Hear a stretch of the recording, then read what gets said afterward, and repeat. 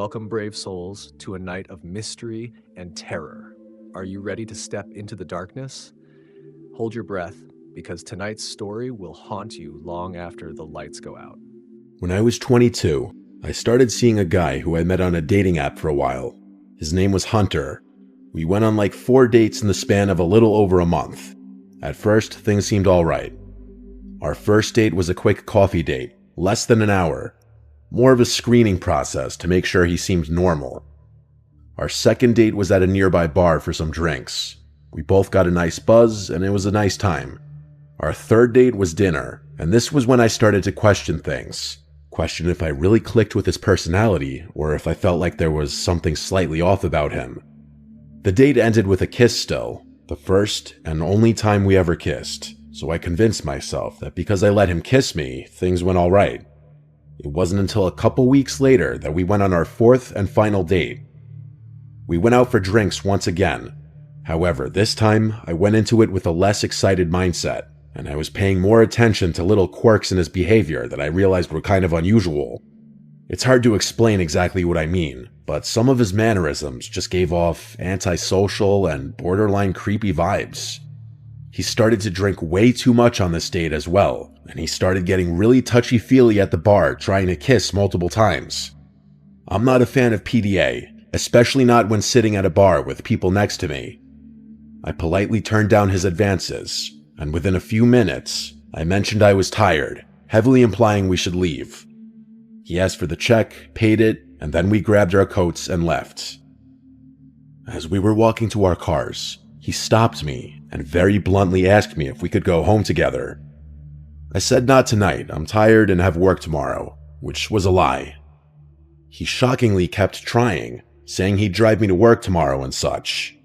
I found it to be absurd whether he was drunk or not. I also wasn't a fan of him drunk driving home. I made the decision at that point that I wouldn't see him again. I went to my car in the parking lot across the street and started driving home slowly, just because I had a couple drinks in my system. I wasn't drunk, but I was still very cautious.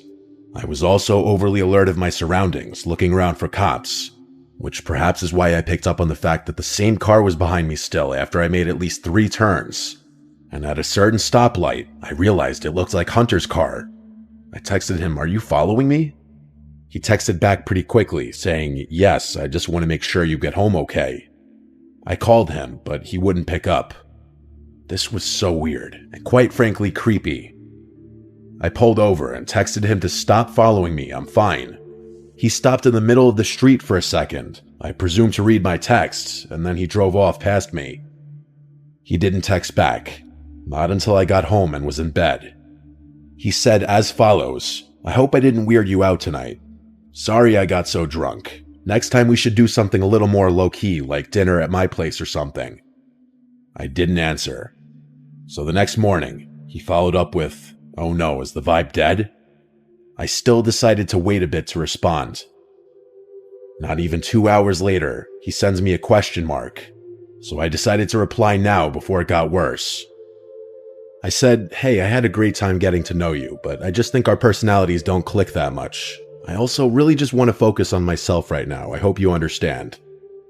After this was when the angry text started coming in. The worst of which being, "No, I don't understand. You strung me along for 4 dates to tell me that? How about you pay me back half of everything I bought for you then?" There were a few other angry texts that involved personal information, so I'm not going to include them, but they were enough to prompt me to block him.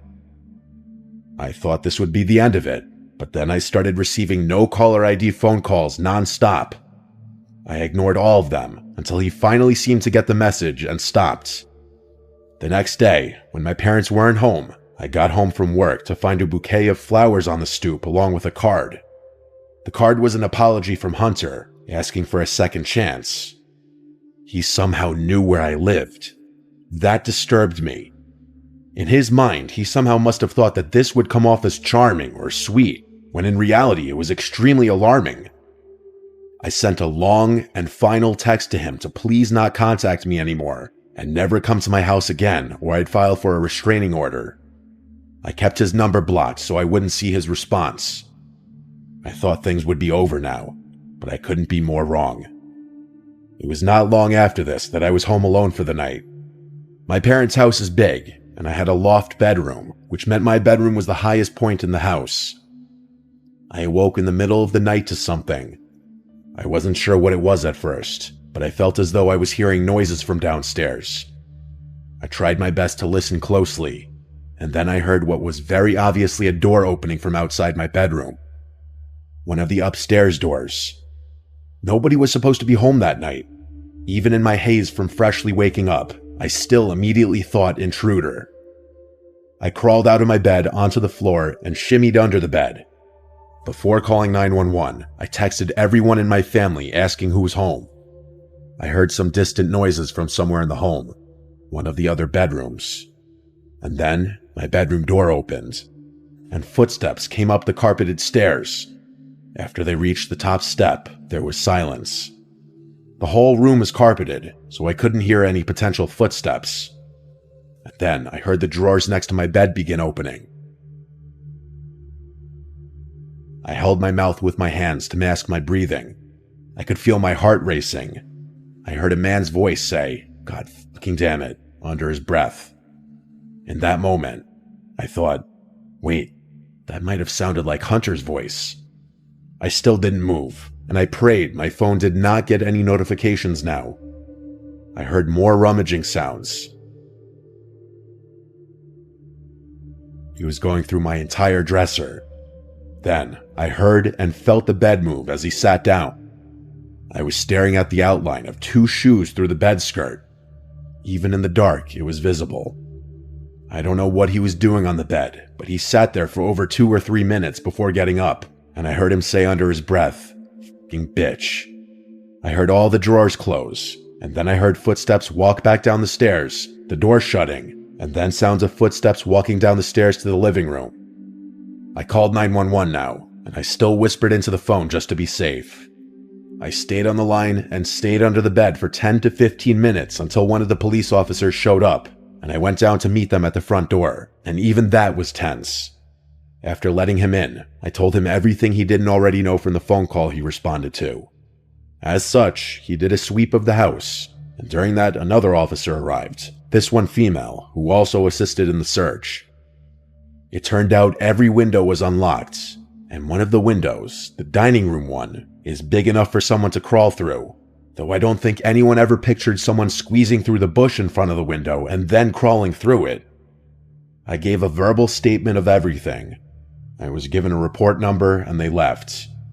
When my parents returned home the next day, they already knew everything from my texts and phone call with them. We went to the police station with my report number and gave as much information as possible, such as text screenshots, including him admitting he was following me home. They said they'd investigate, though without solid proof it was him inside the house, it was tricky. I think the case lost steam when I really didn't have any proof of anything. I did, however, successfully get a restraining order against him, and I was advised to never accuse him of having broken in, nor ever contact him again. He thankfully didn't, but from that point till the moment I moved out of my parents' house, I was always uncomfortable he would be creeping around outside. Even today, I sometimes fear he might find out where I currently live.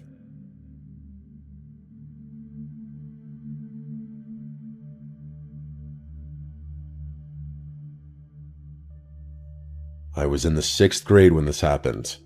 This all started on the week of Halloween, when I would stay after school to help decorate a haunted house for my school's Halloween carnival. I often got to stay and fool around with some of my friends while getting awarded with pizza for helping decorate. Along with my friends, there was also this other kid who would stay late. I'll call him Chris. We had gotten along for the entirety of the time that we would stay after school, and he never once gave me any reason to feel uneasy around him. He was genuinely a funny and cool kid. But anyway, fast forward 2 weeks. I was suddenly approached by a group of girls in my grade who were all excited and had wide grins on their faces. I asked them what was going on, only for them to tell me that I had a secret admirer and that he would be texting me tonight. Now, I'd be lying to you if I told you that I wasn't excited, or at the very least curious about this. I wanted to know who. Later that night, when I was about to go to sleep, I got a notification from Messenger. It was the only app I had at the time that I always used to communicate with my parents whenever I was home alone. The message was from Chris. I had completely forgotten that I added him on Facebook on Halloween. I opened the message, and it read, "Maya, I need to talk to you." I was concerned and quickly replied, "Yeah, what's going on? Everything okay?" To this day, I wish I hadn't replied. The typing bubbles appeared and stayed there for a good 2 minutes, which meant that he was still typing. It felt like forever until his message finally came through. I didn't expect what came next. In a long paragraph, he confessed his love for me and how I've been driving him crazy since Halloween. He also proceeded to explain how he tried to impress me during recess and phys ed with his soccer skills, but that I never seemed to notice him. He said that he was growing tired of being ignored, and it ended with, "I want you to notice me. So I guess what I'm trying to say is, will you be my girlfriend?" I cringed at every word. I stared at the message for a long time. What the hell, I barely even know this kid, and I drifted apart from him a long time ago. I was trying to come up with a way to let him down easily, as I didn't want to hurt his feelings. I told him I didn't like him like that, and that I wanted to just be friends. I could tell right away that he didn't like this answer. He kept asking me why, and I had to come up with a reason each time until he eventually stopped answering. The next morning was a nightmare for me. Some of his friends kept coming up to me and telling me that Chris wanted to kiss me, which he told the entire grade he wanted to do, and that he would do it even if it meant cornering me. Taking this as a threat, I decided to tell my teacher. She told me to stay inside during recess and lunch, and that if he ever got even close to me, to run right back to the classroom. This wasn't enough for me. I reported him to the principal, who told me he would do something right away, and this gave me some relief. I feel I should mention that I lived right across the street from my school, and everyone knew this, including Chris, which leads me to what happened next. Later on in the week, I was walking home from school. I hadn't even been inside my house for more than 2 minutes before I heard someone knocking on my front door. I peeked out the window just in time to see someone ducking behind a parked car across the street. It had to be Chris. He must have been following me. My mom opened the door to find a piece of paper on the floor, and not surprisingly, it was addressed to me. I read the note out loud, and it said there was a surprise waiting for me under the Cadillac in my driveway, which at the time belonged to my brother. My mom went to check, only to find nothing. But it was after this day, my brother's Cadillac stopped working. I still have no idea what Chris did to the car, but my brother was forced to sell it. Unfortunately, my nightmare doesn't end there. I was constantly harassed by Chris's friends, telling me to give him a chance and that he would treat me right. There was even a moment when I caught Chris taking a picture of me walking home, and the only reason I saw him was because I barely heard the sound of an iPhone camera behind me. Who knows how many photos of me he had on his phone. And every morning I woke up to a message from him with something along the lines of, "I can't wait to see you at school," or "I bet you'll look beautiful today." The harassment and stalking were only getting worse, and it was making me fear for my safety, especially now that he knew where I lived. Finally, I got a call into the counselor's office and I felt relieved, expecting her to tell me that Chris was going to get in trouble or that the cops would get involved. Anything. Instead, what I heard was worse. The counselor proceeded to tell me that boys will be boys, that they do crazy things when they're in love, and that I shouldn't be mad about this. She told me I should feel flattered as this kind of stuff was bound to happen, and that the only thing I could do was to accept it and learn from it. At the time, I didn't see the problem with her words, as I genuinely believed her, but looking back on it now, this was an insane and disturbing thing to say to a 6th grader who was being sexually harassed and who was fearing for her safety almost every day. That afternoon, I came home from school telling my mom everything the counselor told me, and she was rightfully furious. I was called to the principal's office again that same week, this time with my mom present. I remember very clearly my mom telling the counselor and principal, "What are you waiting for something bad to happen to her before you do something?"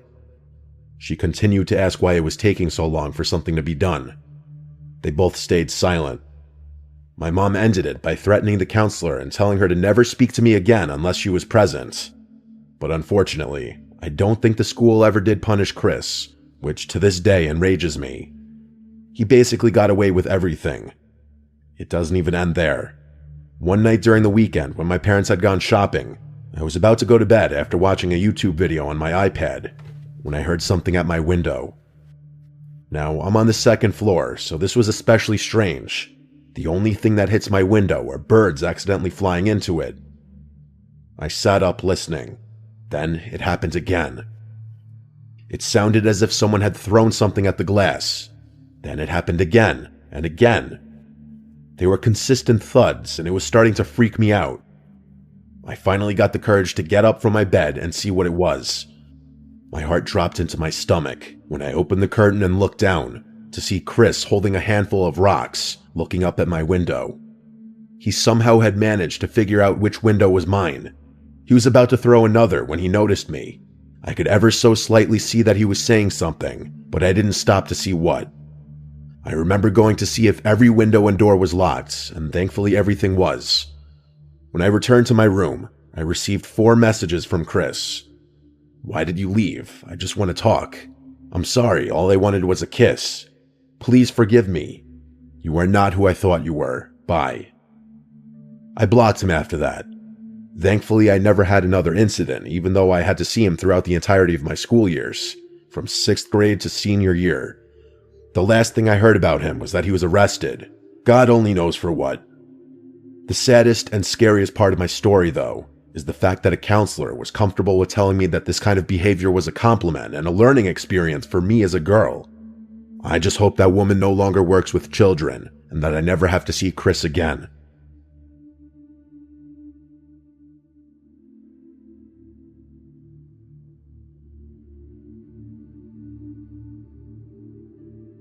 I want to stay as anonymous as possible with this. This was a very serious occurrence that I have PTSD about, and unfortunately, it scarred me.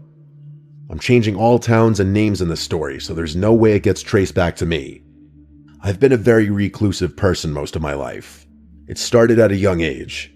Even in my early school years, my teachers would tell my parents I had antisocial behavioral problems. I would even be included in some of the, I guess you would say, special 20-minute classes for speech and behavior in elementary school.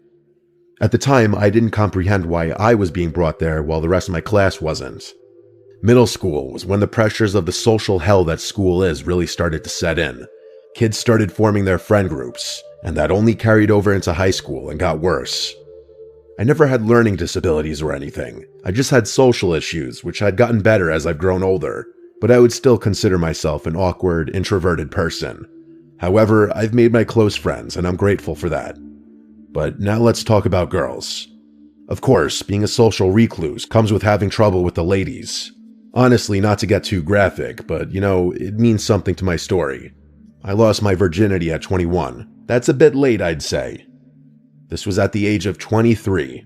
I moved out of my parents' place already. I had been working a high-paying job in my field for a couple of years at that point already, and I bought a townhouse in my hometown. It was pretty affordable, but a nice and big townhouse. I don't live there anymore, but it was 2 floors. It was the kind of place that would impress girls at 23 if you owned it. So one day swiping on Tinder, I matched a pretty decent-looking girl. I'll call her Emily. We went on a date at a nearby restaurant for dinner. I was a little in my head, thinking she was judging me or I was acting awkward, and by the end of it, I felt like she'd never want to see me again. But when I was in bed after getting home, she told me she really liked me and had fun, and I was ecstatic, honestly. So we went on a 2nd, 3rd, and 4th date, and honestly, things felt great after I got out of my head. We became boyfriend-girlfriend fairly quickly, but the honeymoon phase didn't last forever. When you first start seeing someone, you get excited anytime they text or call you. You crave the attention because ideally it's a two-way thing. But slowly, I started feeling as though she was texting me maybe a bit too much. At all times of the day, she'd ask where I was. If I was doing something, or perhaps took my time in responding, she'd call me or send question marks to follow up. One day when we were on the couch, she demanded we share our locations with each other. I wasn't thrilled about this, even though I had nothing to hide. I did it anyway. So we're a couple months into the relationship, our location shared, and this is where things went really sour. She'd start asking me why I was at Phil's house and not answering her texts. It got so bad that one night when I was with Phil and my friend Mark in Phil's basement on a Friday night, she actually showed up to his house, and Phil's mom walked Emily downstairs. She didn't even hide the fact that she was pissed at me, and immediately spoke in a loud voice, almost a yell, reprimanding me for goofing around at Phil's house instead of answering her texts about going to some winery the following day. I asked her if we could discuss this later, but she insisted I leave with her. I apologized to my friends and went outside with her. We had an argument in the street. She wanted to come home with me, but I told her no. We both drove separately, obviously, so I drove home and told her not to follow me. When I got home, I sent her a long text telling her we need a break and I need space. Should I have done this in person? Yeah, probably. Text message breakups aren't fair most of the time. But honestly, in the moment, I was scared of what her reaction would be in person. Of course, she started calling me over and over, blowing up my phone with texts. When I eventually stopped answering, I got aggressive pounds at my front door of my townhouse and constant rings from the doorbell. It got so bad that my neighbor actually came out and asked her what she was doing. I heard Emily screaming at him that I'm a piece of shit and this and that, and my neighbor calmly told her to go home. I listened to everything with my ear basically up to the door. She did leave, and honestly, I was kind of disturbed.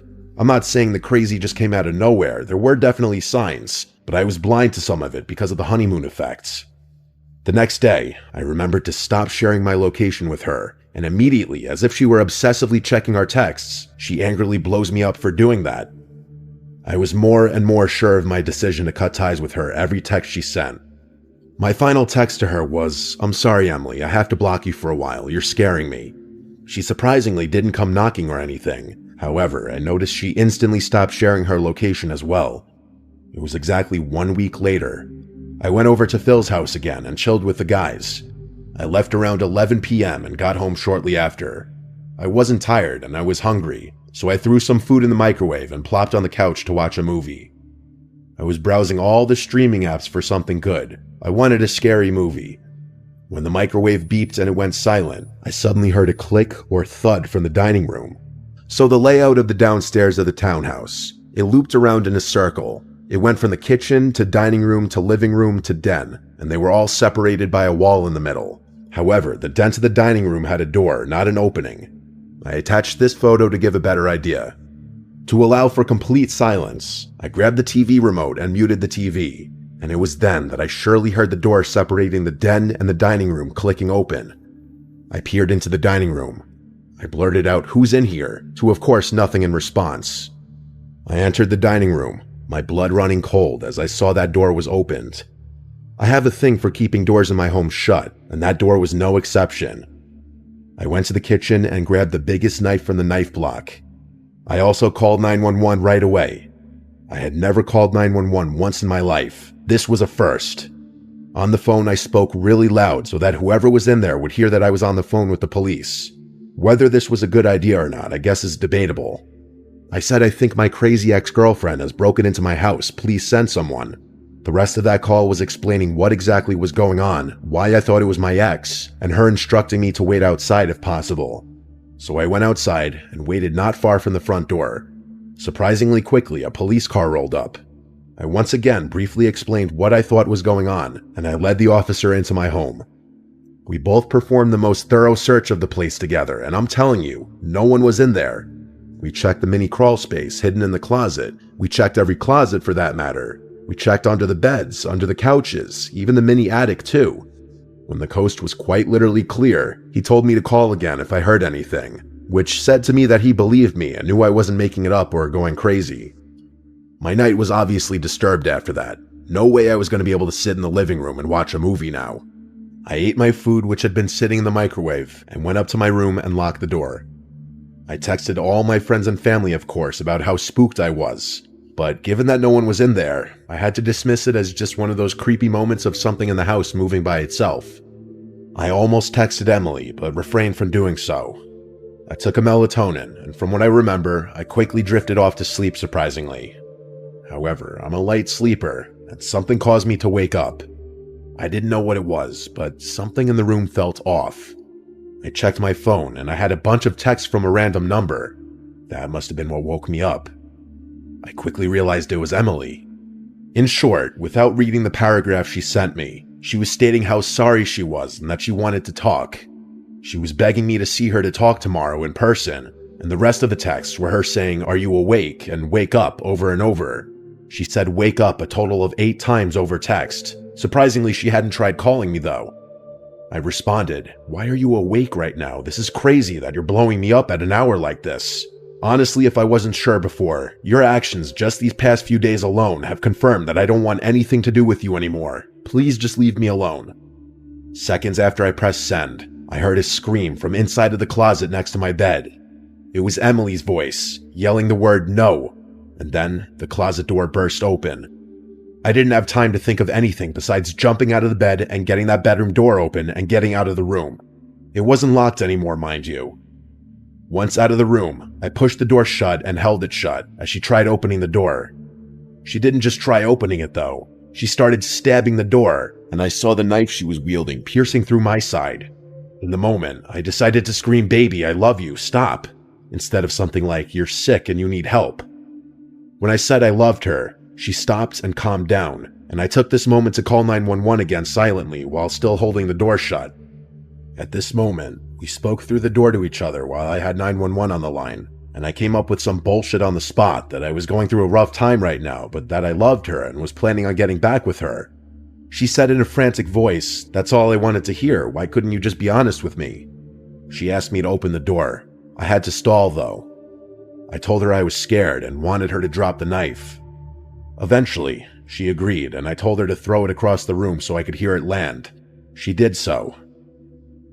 I heard the clang of the knife ricocheting off the wall and onto the floor.